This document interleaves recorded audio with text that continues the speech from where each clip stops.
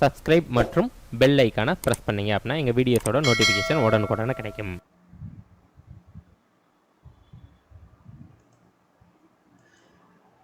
வணக்கம் நண்பர்களே, நாம இன்றைக்கு ஏப்ரல் 22, 2024 என்ன மாதிரியான முக்கியமான நடப்பு நிகழ்வுகள் இருக்கு அப்படின்றத பார்க்க ஆரம்பிக்கலாம். ஸோ இன்றைக்கான முதல் கேள்வி, உலக சுகாதார நிறுவனம் தகுதிப்படுத்தியுள்ள காலராவிற்கான வாய்வழி தடுப்பூசியின் பெயர் என்ன அப்படின்னு கேட்டிருக்காங்க. ஸோ இந்த கேள்விக்கான மிகவும் சரியான விடை யூவிச்சோல் எஸ் அப்படின்ற தடுப்பூசி தான் காலராவிற்கான வாய்வழி தடுப்பூசியாக தற்பொழுது WHO-வால் தகுதிப்படுத்தப்பட்டிருக்கு.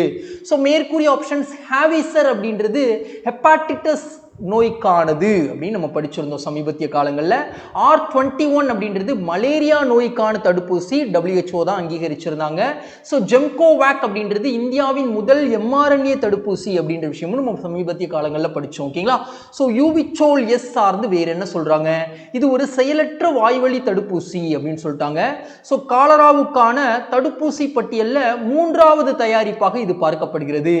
ஏற்கனவே தயாரிச்ச யூவிச்சால் பிளஸ் தடுப்பூசி எளிமையான வடிவம் தான் இந்த யூவிச்சால் எஸ் அப்படின்றது அப்படி சொல்றாங்க. ஸோ காலரா அப்படின்றது விப்ரியோ காலரே பாக்டீரியா மூலமாக பரவக்கூடியது, கடுமையான வயிற்றுப்போக்கை ஏற்படுத்தக்கூடியது, கழிவுநீர் மற்றும் குடிநீர் சுத்திகரிப்பு இல்லாத பகுதிகளில் அதிகமாக பரவக்கூடியது அப்படின்னு தெரியும். ஓகேங்களா? ஸோ ஒரு புக் கண்டென்ட் பார்க்க போறோம். காலரா அப்படின்றது விப்ரியோ காலரே அப்படின்னு சொல்லக்கூடிய நோய் காரணி மூலமாக உருவாகக்கூடியது.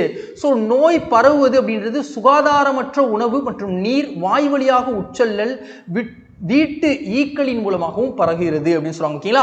ஸோ குடல் பகுதியை தான் அதிகமாக பாதிக்கும் அப்படின்னு சொல்லிட்டாங்க.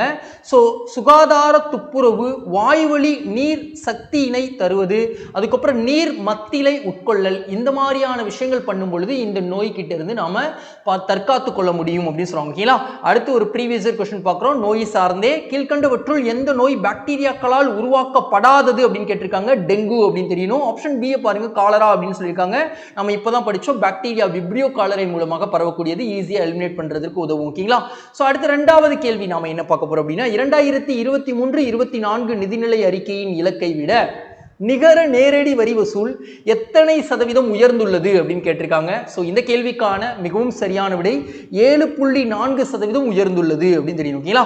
ஸோ மேற்கூறிய ஆப்ஷன்ஸ் ஆசிய வளர்ச்சி வங்கி இந்திய பொருளாதார கணிப்பின்படி 6.7% முதல் சொல்லியிருந்தாங்க, தற்பொழுது 7% அப்படின்னு சொல்லிட்டு உயர்த்தி கணிச்சிருக்காங்க அப்படின்னு தெரியும். ஓகேங்களா?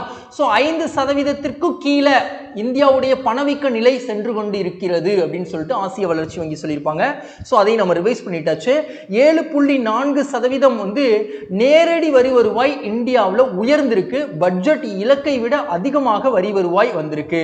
ஸோ மத்திய நிகர நேரடி வசூல் அப்படின்னு பார்த்தோம்னா 2023-24 காலகட்டத்தில் 19.58 லட்சம் கோடி அப்படின்னு சொல்லிட்டாங்க. ஸோ இலக்கு நிர்ணயிக்கப்பட்ட விஷயம் அப்படின்னு பார்த்தோம்னா 18.23 லட்சம் கோடி தான் இலக்கு நிர்ணயிச்சாங்க. 1.35 லட்சம் கோடி அதிகமாகவே கிடைச்சிருக்கு. ஸோ 2022 விட ஒப்பிடும் பொழுது 17.7% கூட கிடைச்சிருக்கு அப்படின்னு சொல்றாங்க. ஸோ அதிகமானவை அப்படின்னு பார்த்தோம்னா நேரடி வரி வருவாயில தனிநபர் வருமான வரி வசூல் 25% மேல உயர்ந்திருக்கு. 10.44 லட்சம் கோடி வருவாய் வசூலிக்கப்பட்டிருக்கு அப்படின்னு சொல்றாங்க. நிகர கார்ப்பரேட் வரி வசூல் 10.2% உயர்ந்திருக்கு. 9.11 லட்சம் கோடி வசூல் செய்யப்பட்டிருக்கு அப்படின்னு சொல்றாங்க. ஓகேங்களா? சோ ஒரு புக் கண்டென்ட் பார்க்கிறோம். நேரடி வரியில எதெல்லாம் இருக்கு? வருமான வரி இருக்கு, செல்வ வரி இருக்கு, நிறுவன வரி இருக்கு, மூலதன ஆதாய வரி இருக்கு, பத்திர பரிவர்த்தனை வரி இருக்கு அப்படின்னு தெரிஞ்சுக்கணும். ஓகேங்களா? சோ இதுல வராத அத்துணை வரிகளும் மறைமுக வரியில இருக்கு அப்படின்னு தெரிஞ்சுக்கணும். ஓகேங்களா? சோ இங்க பாருங்க, கீழே கொடுக்கப்பட்டுள்ள இனங்களில் எது நேர்முக வரியை சார்ந்தது அப்படின்னு கேட்டிருக்காங்க. அன்பளிப்பு வரி அப்படின்னு தெரியும். ஓகேங்களா? சோ மூன்றாவது கேள்வி நாம என்ன பார்க்கிறோம் அப்படின்னா, இந்தியாவில் 80 ஆண்டுகளுக்கு பிறகு முதல் முறையாக குழாய் மூலம் குடிநீர் விநியோகம் செய்யப்பட்டுள்ள கிராமம் பெயர் என்ன அப்படின்னு கேட்டிருக்காங்க. சோ லாரியாட்டா அப்படின்னு சொல்லக்கூடிய உத்தரப்பிரதேசத்தில் இருக்கக்கூடிய கிராமத்திற்கு தான் குழாய் மூலம் குடிநீர் வசதி தற்பொழுது ஏற்படுத்தி கொடுக்கப்பட்டிருக்கு. சோ கியூ கிராமம் அப்படின்றது எங்க இருக்கு அப்படின்னா, சமீபத்திய காலங்களில் இந்தியாவில் என்ன பண்ணாங்க அப்படின்னா கைபேசி இணைப்பு அப்படின்றது ஒரு கிராமத்துக்கு கொடுத்தாங்க. அது கியூ கிராமம் அப்படின்றது படிச்சோம். ஹிமாச்சல் பிரதேசில் இருக்கு. ஸோ இருவேல்பட்டு அப்படின்றது தமிழ்நாட்டில் இருக்கக்கூடிய ஸ்லேட்டர் கிராமம் அப்படின்னே சொல்லுவாங்க. ரொம்ப காலகட்டமாக பொருளாதார ஆய்வுக்கு உட்படுத்தப்பட்ட ஒரு கிராமமாக பார்க்கப்படுகிறது. பரிபாடா அப்படின்னு சொல்லக்கூடிய கிராமம் வந்து குஜராத்தில் இருக்கு. ஸோ ஒரு தன்னிறைவு பெற்ற கிராமமாக திகழுது அப்படின்னு தெரியும். ஓகேங்களா? ஸோ லாரியாட்டால குழாய் மூலம் குடிநீர் இணைப்பு அப்படின்றது வழங்கப்பட்டிருக்கு. உத்தரப்பிரதேசத்தில் இருக்கக்கூடிய ஒரு கிராமம் தான் லாரியாட்டா. இதுவரை பயன்படுத்திய குடிநீர் முறை நீரூற்று முறையை தான் பயன்படுத்தினாங்க.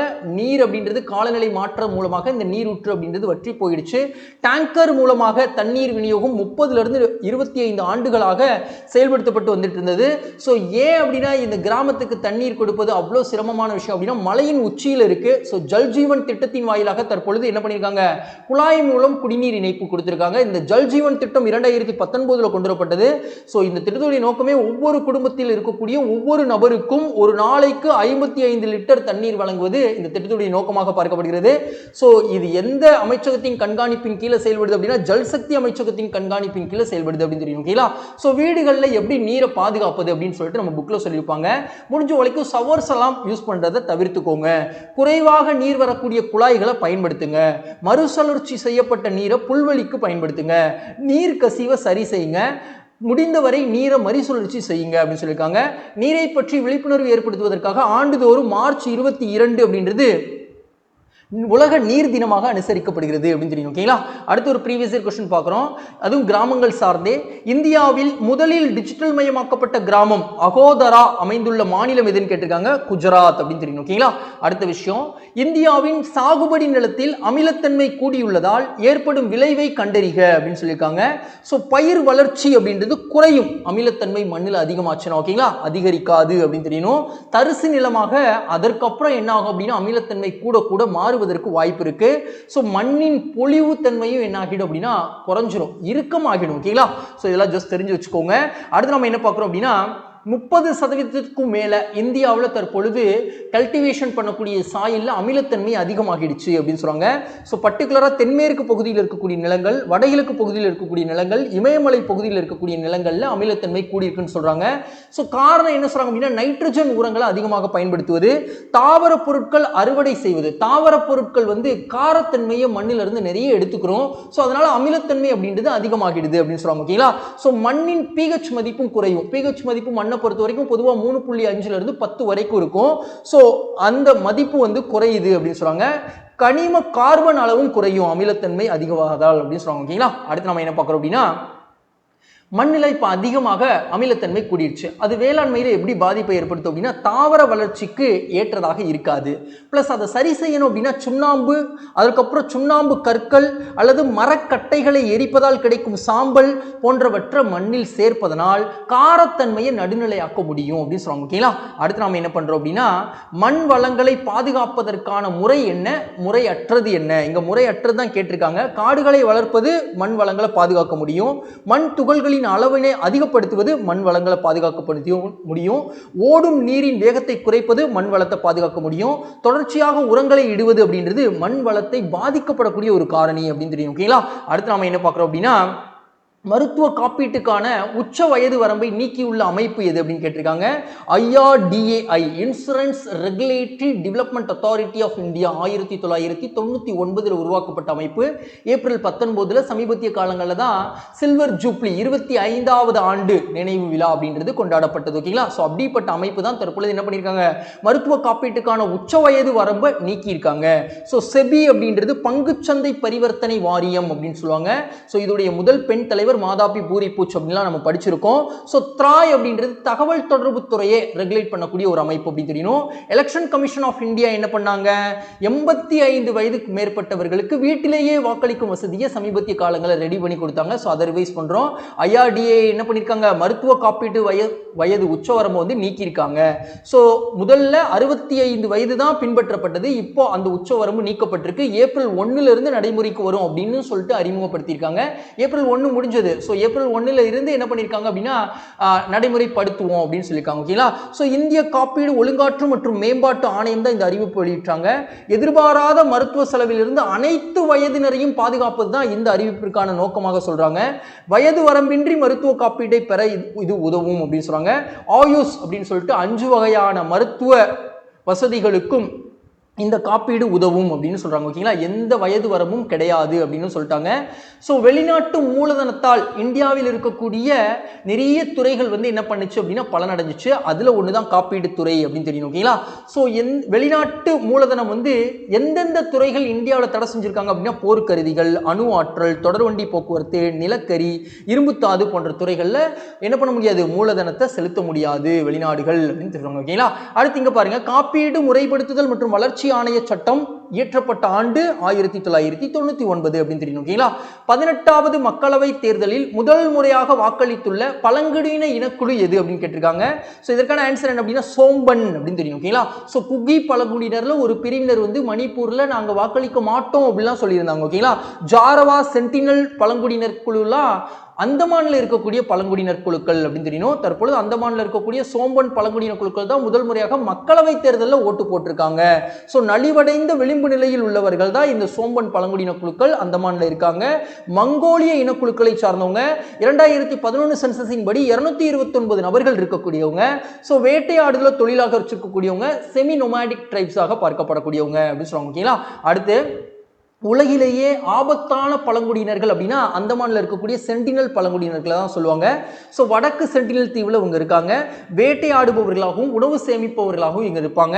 ஸோ தேங்காய், மீன் போன்றதை உணவா வச்சுக்கிறவங்க. கற்கால மனிதர்கள் மாதிரியே இருப்பாங்க.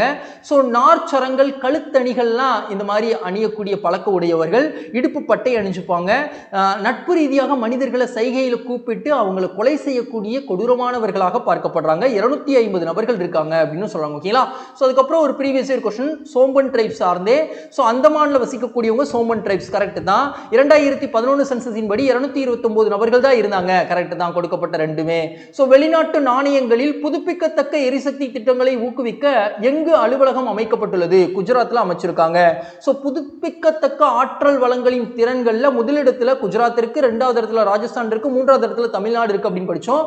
மத்திய பிரதேசத்துல உலக அளவில் நீரில் மிதக்கப்படக்கூடிய சூரிய மின் ஆற்றல் நிலையம் அப்படின்றது உருவாக்கி இருந்தாங்க அப்படின்னு சொல்லி படிச்சிருந்தோம். சோ அதை ரிவைஸ் பண்றதுக்காக வைக்கப்பட்டது. புதிய அலுவலகம் எங்கு நிறுவப்பட்டிருக்கு? குஜராத்ல கிஃப்ட் சிட்டி காந்தி நகர் பக்கத்துல உருவாக்கி இருக்காங்க. சோ இந்திய புதுப்பிக்கத்தக்க எரிசக்தி மேம்பாட்டு நிறுவனம் தான் இந்த அலுவலகத்தை கிரியேட் பண்ணியிருக்காங்க.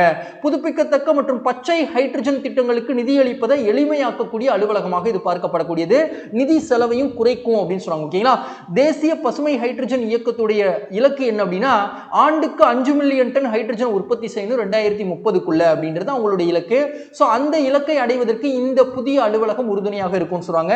தற்பொழுது IREDA உடைய தலைவராக பிரதீப் குமார் தாஸ் இருக்காங்க அப்படின்னு தெரிஞ்சுக்கணும். ஓகேங்களா? அடுத்து ஹைட்ரஜன் அப்படின்றது ஒரு எதிர்கால எரிபொருளாக பார்க்கிறாங்க. ரொம்ப தூய்மையானது, நீரை மட்டும் வெளிக்கொண்டு வருவது, ஆற்றலை தரக்கூடியது, மாசுபடுத்தாத தன்மை உடையதுனால இது ஃபியூச்சர் ஃபியூவலாக பார்க்கப்படுகிறது. ஸோ இந்தியா வந்து என்ன சொல்றாங்க அப்படின்னா ஆற்றல் சக்தியை உருவாக்கும் முக்கிய நாடுகளில் ஒன்று அப்படின்னு சொல்றாங்க. கரெக்ட். ஆற்றல் சக்தியை அதிகமாக நுகரும் நாடுகளில் இந்தியாவும் ஒன்று. 1950-51 இந்தியாவின் ஆற்றல் சக்தி தொடர்ந்து பற்றாக்குறையாகவே உள்ளது அப்படின்னு சொல்லியிருக்காங்க. கரெக்ட் தான். ஓகேங்களா? கொடுக்கப்பட்ட 3 சரி. ஸோ அதுக்கப்புறம் இந்தியாவில் தணிக்கை நிபுணத்துவத்தை மேம்படுத்துவதற்காக எந்த நாட்டுடன் தற்பொழுது புரிந்துணர்வு ஒப்பந்தம் விட்டிருக்காங்க? பல்கேரியா நாட்டுடன் புரிந்துணர்வு ஒப்பந்தம் விட்டிருக்காங்க. ஸோ கென்யாவோடு நாம என்ன பண்ணோம் அப்படின்னா நவீன விவசாயத்தை அதிகப்படுத்துவதற்காக அவங்களுக்கு நிறைய நிதி உதவி பண்ணியிருக்கோம்.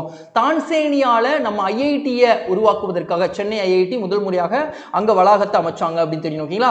Delhi IIT UAE அமைச்சாங்க. இலங்கையிலையும் மறுபடியும் வளாகத்தை அமைப்பதற்கு புரிந்துணர்வு ஒப்பந்தம் விட்டிருக்காங்க அப்படின்னு தெரியும். ஓகேங்களா? ஸோ பல்கேரியாவோட CAG வந்து தற்பொழுது புரிந்துணர்வு ஒப்பந்தம் விட்டிருக்காங்கன்னு தெரியணும். இந்தியா சார்பாக தற்பொழுது CAG ஆக இருக்கக்கூடிய கிரிஸ் சந்திர முர்மு அவர்கள் கையொப்பமிட்டிருக்காங்க. இரு நாடுகளிடையே தணிக்கை துறையில் ஒத்துழைப்பை மேம்படுத்துவது, பகிர்ந்து கொள்ளக்கூடிய விஷயம் தொழில்நுட்ப அறிவு மற்றும் அனுபவத்தை பகிர்ந்து கொள்ள போறாங்க. சோ பல்கேரியாவுடைய நாணயம் பல்கேரியா லவ் அப்படின்னு சொல்லக்கூடிய நாணயத்தை அவங்க பயன்படுத்துறாங்க. ஸோ பல்கேரியா சார்பாக இந்த புரிந்துணர்வு ஒப்பந்தத்தில் கையொப்பமிட்டவங்க ஜிஓ ரிட்ஸா அப்படின்றவங்க கையொப்பமிட்டிருக்காங்க. ஸோ அங்கே இருக்கக்கூடிய சிஏஜி அலுவலகத்துடைய சிஇஓ அப்படின்னு தெரியும். ஓகேங்களா, அடுத்து நம்ம என்ன பார்க்குறோம் அப்படின்னா ஒரு ப்ரீவியஸ் அது புக் அண்ட் பார்க்குறோம். இதில் வந்து இந்திய தலைமை கணக்கு தணிக்கையாளர் பற்றி இந்திய அரசியலமைப்பில் உறுப்பு 48 பேசுது. ஸோ கணக்கு மற்றும் தணிக்கை துறையின் தலைவராக திகழக்கூடியவங்க அரசு கருவூலகத்தின் பாதுகாவலர் அப்படின்னு அன்புடன் அழைக்கப்படுறாரு. ஸோ மொத்த நிதி அமைப்பையும் கட்டுப்படுத்துகிறார். மிக முக்கியத்துவம் கொண்ட அலுவலராக பார்க்கப்படுகிறார் அப்படின்னு சொல்லிட்டு B.R. அம்பேத்கர் அவர்களே சொல்லியிருப்பாங்க. ஓகேங்களா, ஸோ அதுக்கப்புறம் என்ன சொல்றாங்க, கண்ட்ரோலர் ஆடிட்டர் ஜெனரல் பத்தி கொடுக்கப்பட்ட விஷயங்களை நம்ம பார்க்கணும். ஸோ மத்திய அரசாங்கம் தான் இவரை நியமிப்பாங்களா? ஸோ அதுக்கப்புறம் என்ன சொல்றாங்க, மாநில அரசாங்கங்கள் இவரை நியமிப்பாங்களா? என்ன சொல்லியிருக்காங்க, இந்தியாவின் தலைமை மற்றும் கணக்கு தணிக்கை அதிகாரிகள் கீழ்கண்ட கணக்குகளை தணிக்கை செய்வார்கள். மத்திய அரசாங்க கணக்குகளை அவங்க தான் தணிக்கை செய்வாங்க, மாநில அரசு கணக்குகளையும் அவங்க தான் தணிக்கை செய்வாங்க, யூனியன் பிரதேச கணக்குகளையும் தணிக்கை செய்வாங்க, நகர்ப்புற கிராமப்புற உள்ளாட்சி அமைப்புகள் அவங்க தணிக்கை செய்ய மாட்டாங்க. ஸோ மேற்கூறிய 3 மட்டும் அவங்க செய்வாங்க. சமீபத்திய நிகழ்வுடன் சரியாக பொறுத்துக. உலகிலேயே மிக வேகமாக வெப்பமடையும் கண்டமாக ஐரோப்பா கண்டம் திகழுது அப்படின்னு சொல்லிட்டு ஐரோப்பை சார்ந்த ஒரு நிறுவனமும் வேர்ல்டு மெட்ரோலஜிக்கல் ஆர்கனைசேஷன் நிறுவனமும் சேர்ந்து ஒரு அறிக்கையை வெளியிட்டிருக்காங்க. மாலத்தீவு அதிபர் தேர்தலில் அதிபராக சமீபத்திய காலங்களில் முகமது மொய்சு அவர்கள் தேர்வு செய்யப்பட்டாங்கல்ல, அவங்களுடைய கட்சியாகிய தேசிய காங்கிரஸ் கட்சி வெற்றி பெற்றிருக்கு. தெரியணும், 4 ஆண்டுகள் இளங்கலை பட்டம் முடிச்சவங்க PhD படிக்கலாம் அப்படின்னு சொல்லிட்டு UGC வந்து தற்பொழுது ஒரு அறிவிப்பு வெளியிட்டிருக்காங்க. மனித உறுப்புகள் மற்றும் திசுக்கள் மாற்று சட்டம் என்ன சொல்லுது 1994 அப்படின்னா, மாநில அரசு அதிகாரிகளே சட்டப்பூர்வமாக உடல் உறுப்பு தானத்தை மேற்கொள்றாங்க அப்படின்னா சட்ட விரோதமாக உடல் உறுப்பு தானத்தை மேற்கொள்றாங்க, அவங்க மேல வந்து ஆக்ஷன் எடுக்கலாம் அப்படின்னு சொல்லுது இந்த சட்டம். ஓகேங்களா, அடுத்து நம்ம என்ன பார்க்கிறோம் அப்படின்னா ஒரு ப்ரீவியஸ் क्वेश्चन பார்க்கிறோம். சோ ஒவ்வொரு ஆண்டும் ஆகஸ்ட் 13 என்ன தினமாக கொண்டாடப்படுகிறது அப்படின்னா உறுப்பு தான நாளாக கொண்டாடப்படுகிறது அப்படின்னு தெரியும். கேண்டிடேட் செஸ் தொடரில் சாம்பியன் பட்டம் வென்ற இளம் வயது வீரர் யார் அப்படின்னு கேட்டிருக்காங்க. சோ டி குகேஷ் தான் என்ன பண்ணிருக்காரு, சாம்பியன் பட்டத்தை வென்றிருக்காரு. இந்தியா சார்பாக 5 நபர்கள் கலந்துக்கிட்டாங்க. பிரக்யானந்தா, வைஷாலி, விதித் குஜராத்தி, அதுக்கப்புறம் ஹொனேரு ஹம்பி அப்படின்னு சொல்றாங்க. ஓகேங்களா, ஒரு குயிக் ரிவிஷன் பார்த்துலாம். யூவிசோல் எஸ் அப்படின்னு சொல்லக்கூடிய தடுப்பூசி காலராவிற்கானது, வாய்வழி மூலமாக செலுத்தப்படக்கூடியது. உலக சுகாதார நிறுவனம் தற்பொழுது தகுதிப்படுத்தியிருக்காங்க. நிகர நேரடி வரி வசூல் அப்படின்றது 7.4% கூடியிருக்கு அப்படின்னு பார்த்தோம். குழாய் மூலம் குடிநீர் விநியோகம் அப்படின்றது உத்தரப்பிரதேசத்தில் இருக்கக்கூடிய ஒரு கிராமத்திற்கு என்ன பண்ணியிருக்காங்க, முதல் முறையாக செயல்படுத்தியிருக்காங்க அப்படின்னு விஷயம் பார்த்தோம். சாகுபடி நிலத்தில் அமிலத்தன்மை 30% இந்தியாவை பொறுத்த வரைக்கும் கூடியிருக்கு. அனைத்து வயது பிரிவினருக்கும் மருத்துவ காப்பீட்டு வசதியை IRDA வந்து அறிவிச்சிருக்காங்க. பழங்குடியின இனக்குழுக்கள் சோம்பன் ட்ரைப்ஸ் வந்து முதல் முறையாக மக்களவை தேர்தலில் பங்கெடுத்திருக்காங்க.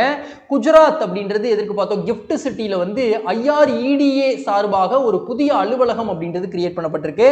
அதுக்கப்புறம் வந்து பல்கேரியா வந்து நம்மளுடைய தணிக்கை துறையை மேம்படுத்துவதற்கான புரிந்துணர்வு ஒப்பந்தம் விட்டிருக்காங்க பார்த்தோம். வெப்பமடையும் கண்டமாக ஐரோப்பா கண்டம் திகழுதுன்னு பார்த்தோம். டி குகேஷ் அவர்கள் வந்து கேண்டிடேட்ஸ் செஸ் போட்டியில் சாம்பியன் பட்டம் வென்றிருக்காருன்னு பார்த்தோம். ஸோ இன்னைக்கான தலைப்புகள் முடிஞ்சு ஃப்ரெண்ட்ஸ். மேலும் நாளைக்கு புதிய தலைப்புகளுடன் உங்களை சந்திக்கின்றேன். இந்த வீடியோ பிடிச்சிருந்தது அப்படின்னா மறக்காம லைக் பண்ணிடுங்க, உங்க ஃப்ரெண்ட்ஸ்க்கு ஷேர் பண்ணுங்க. முக்கியமா வீடியோ எப்படி இருந்தது அப்படின்னு கமெண்ட் பாக்ஸ்ல சொல்லுங்க. தேங்க்யூ, நாளைக்கு சந்திக்கலாம்.